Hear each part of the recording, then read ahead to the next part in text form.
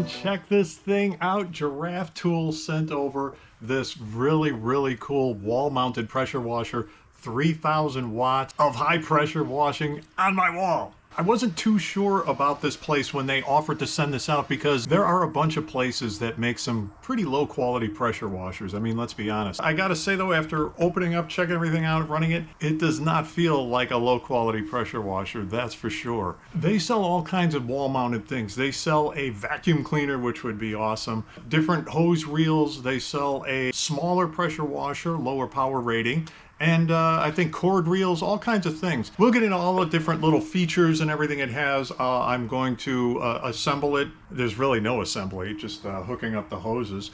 And then mounting it to the wall, which is probably the biggest deal, but that's not even a big deal. Then we're going to check it out. I'm going to pressure wash some things that need to be pressure washed around here.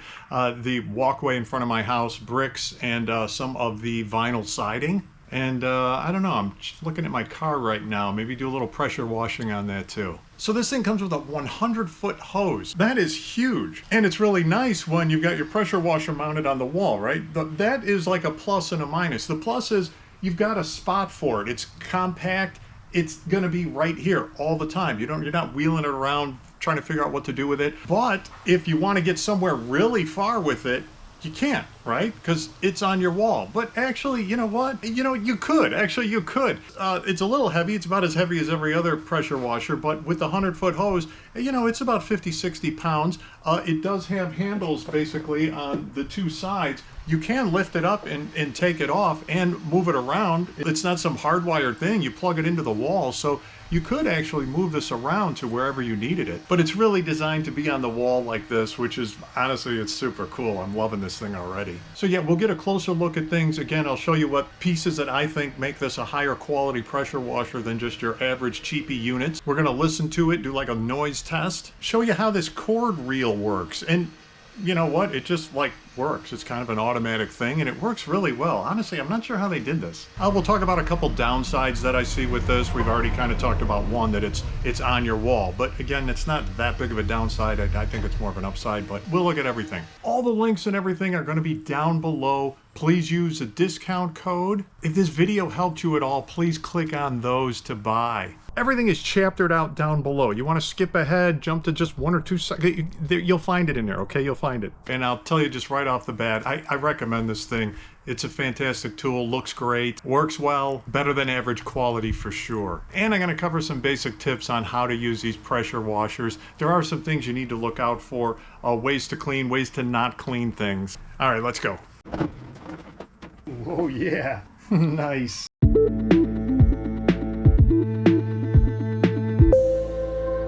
All right, let's check this thing out a little bit closer. All right, we've got an inlet hose. We can screw our hose into that. This goes into the side here.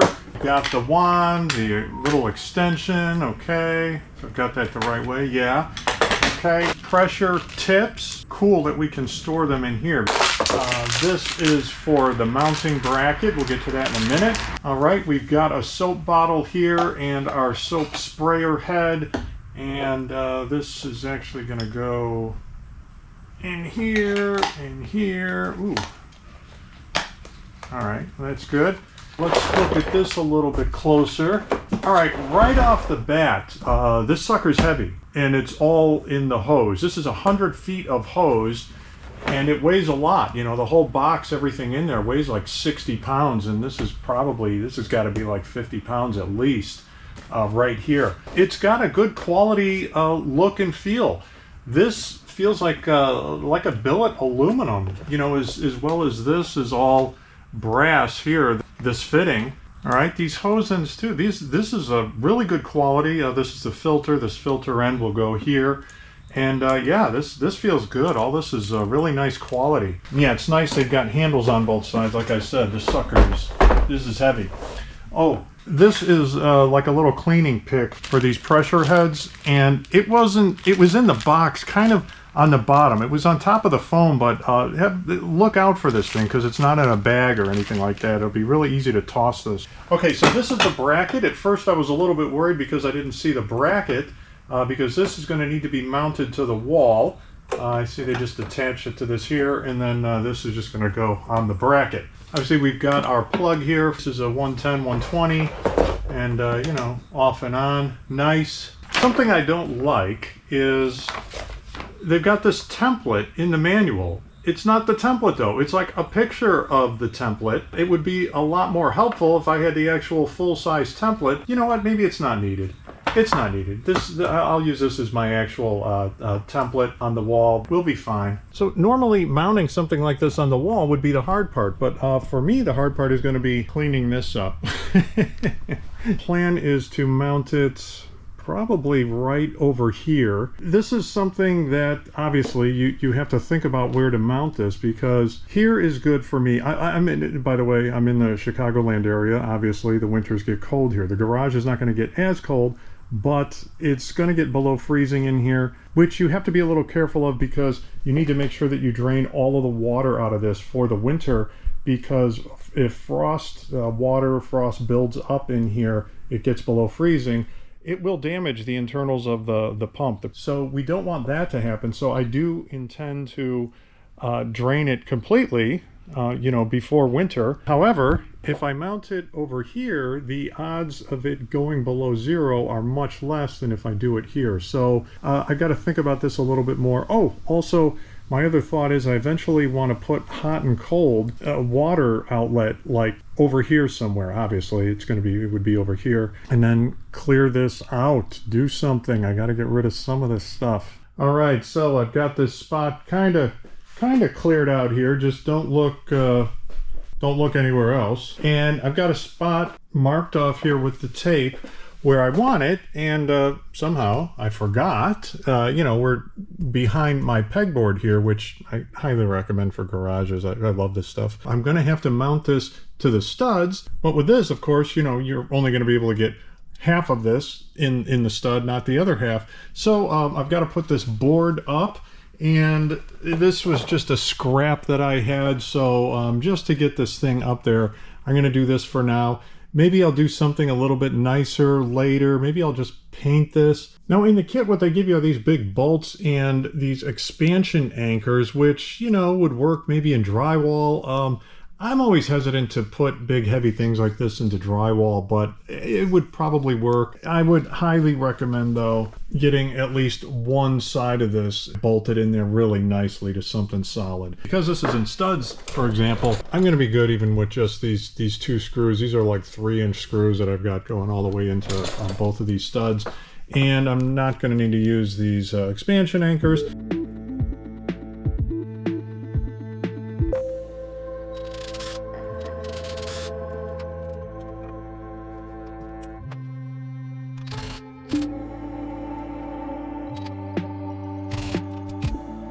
Now what's good about the way that they put these slots in here, I didn't put the pilot holes exactly where I wanted them to make this level. So you can see here, you can move this around and get it level, get it kind of where you want it. Speaking of level, it's also nice about this pegboard is it's pretty much level. I can go off of these dots. But, you know, I didn't put this board on there perfectly.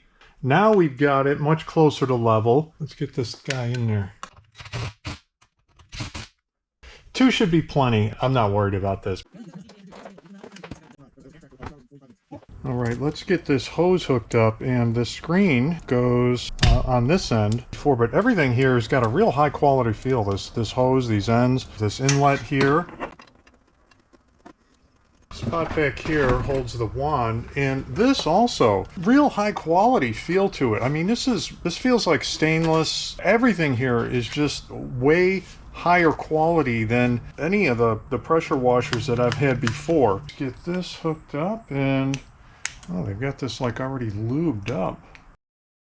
So they supply this metal rod that keeps this from spinning. Yeah, I'm just kind of learning how it works, but it seems to, you get like one turn and then it kind of locks. But you can put this in place so that it stops, but otherwise you kind of have to, you know, it's like one of those retractable things, except I don't really hear that click. Normally when you have retractable cords in that, you can kind of hear a click, click, click, and then like right after the click you can bring it back and it stops. I'm not hearing this one like click, so I don't know where the stop is. You have this just so that you can make that stop anywhere you want. Let's turn the water on. I've got the hose hooked up. I have it plugged in. You know, fill up the hose, kind of prime the hose because we don't want to be like pumping a bunch of air. I do have this hose sticking out here. I guess it would be kind of neat if the hose was designed a little bit differently so that maybe the hose can come in straight from the bottom and not be protruding like at a 90 degree here. You could also, I'm sure, buy a 90 degree like L here. But all right, let's get the water on and prime this thing up.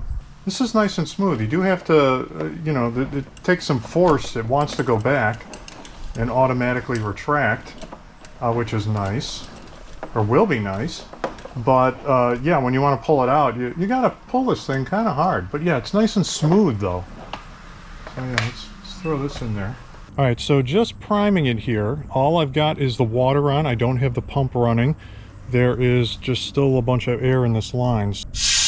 I should start getting like basically hose pressure coming out of here. Seems like less than hose pressure, but I'll check the hose for kinks and then we're gonna turn this thing on. I can't wait. Yeah, I think it's off.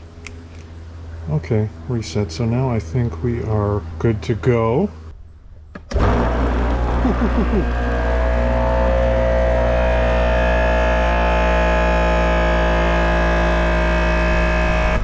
You know, I gotta say, it's not super quiet. This is about the same amount of noise that I hear from typical electric pressure washers. Keep in mind, this is in the garage. It's against the wall, so that noise is kind of bouncing back. Like an electric pressure washer, typical electric one, portable one, you might have out, and it's going to be outside, so it's not going to sound quite as noisy. But yeah, this one is pretty, I gotta say average in terms of noise. You know, comes on pretty quick, shuts off pretty quick, and whatever you're pressure washing generally, you're not going to be near it here. You know, again, I would probably give that about an average.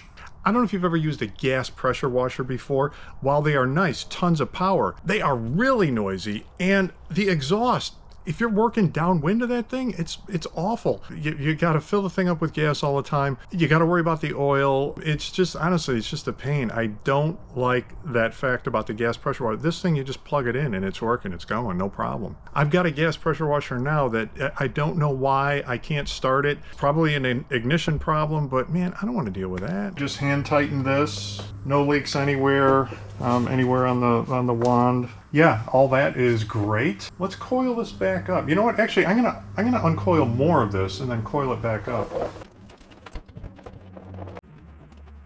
Let's coil this back up now. I'm just pretty much letting it go.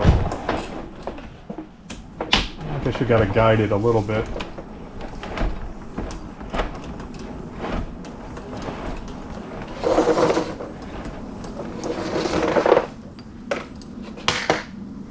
A little bit twisty here, but it doesn't want to go this last few feet.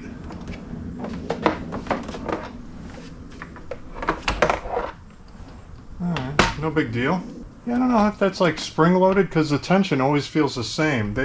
However they did that, they did a really good job. And then, yeah, let's put this back in there, turn it off, and we're done. That'd be a good idea to put this in here. All right, this thing's pretty dang cool. All right, something that, we got to keep in mind, first off, it's an electric pressure washer. So it's not going to give you as much pressure, as much power as, your typical motorized pressure washer. They just can't, especially when they're running on 110. And we've got 100 foot of hose. All right, that's a lot of hose. So this isn't going to be some massive super duty pressure washer. All right, let's try it out. Let's put a 40 degree on there at first. You got to pull this thing down, push this all the way in, and then kind of test it out. The last thing you want to do is not have this tip be secured in there, and then as soon as you turn it on, this thing becomes a projectile. So, oh wow, okay.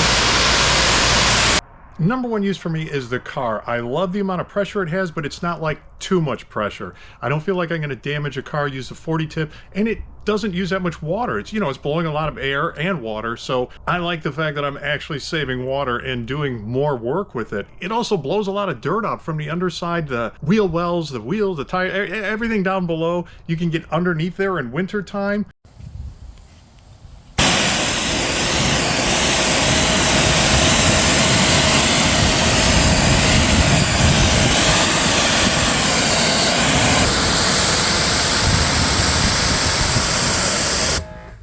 Number two, the siding. I can get all around the front of my house, front door, the brick area there, all the vinyl siding, and that is difficult to keep clean without a pressure washer. This thing makes it super easy to do.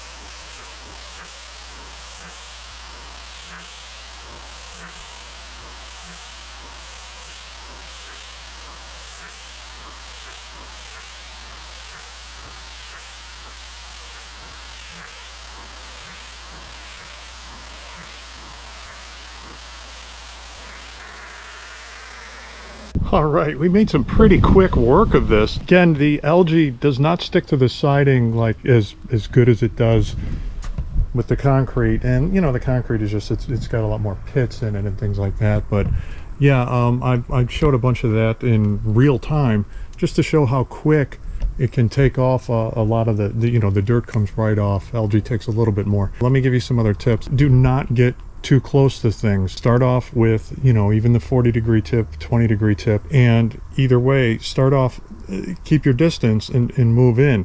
And then as you're spraying, try to maintain that same distance across whatever you're spraying, because obviously as you get closer, it's going to start cleaning a lot harder and potentially even damaging things. But you end up with a completely uneven clean, and you end up with those clean and dark stripes all over the place. You don't want that.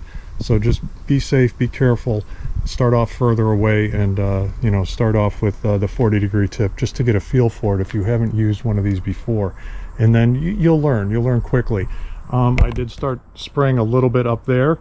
I'm not wearing clothes that I want to get all full of dirt and junk, because you start spraying up in different corners and that everything just comes flying back down at you. So again, safety glasses, and just wear some old clothes. All right, so it has been at least a year since I've done any cleanup on these sidewalks here at all, and as well as, look at that siding there. Ew. All right, so let's test it out here on the ground. And again, this is with the 40-degree. Let's see what we get. It's about what I expected. So it did do some cleaning, but it's not as good as I would like. I could get closer to it with the 40-degree tip, or just put a better tip on there. The next step down is going to be 20 degrees, so let's try that. Got the 20-degree tip on there, and again, even the tips feel like a higher quality. But as I said before, because this thing, you know, it's rated at 3000 psi, we've got a 100-foot hose on there, it's not super powerful. If you had a super powerful, much more expensive pressure washer, you could probably use a 40-degree tip, and that would have cleaned much better. But you know, again, that's a ton of money, and you've got a gas pressure washer. So all right, let's try the 20-degree. Okay, you can see it's definitely cleaning better than the 40-degree, but not as much as I would like. So let's change this out. Yeah, 15.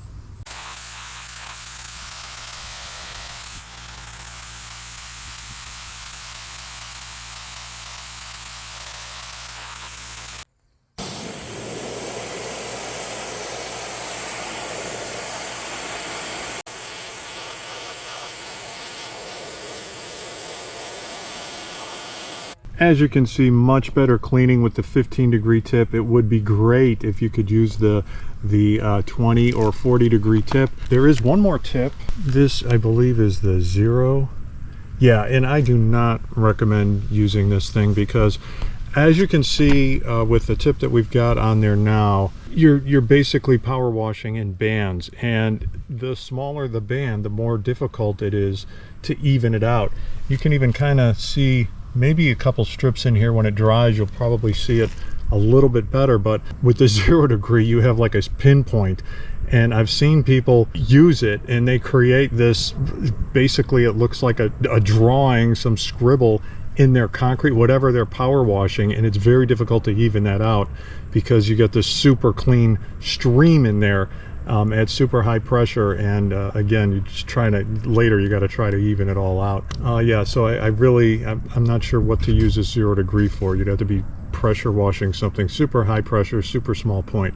But anyway, this has basically been my experience with all of these electric pressure washers. They do a fine job for smaller areas. You know, you can easily do this sidewalk here. And oh yeah, another thing, once you get started here, first off, you kind of don't want to stop just because it feels good to finally have things clean.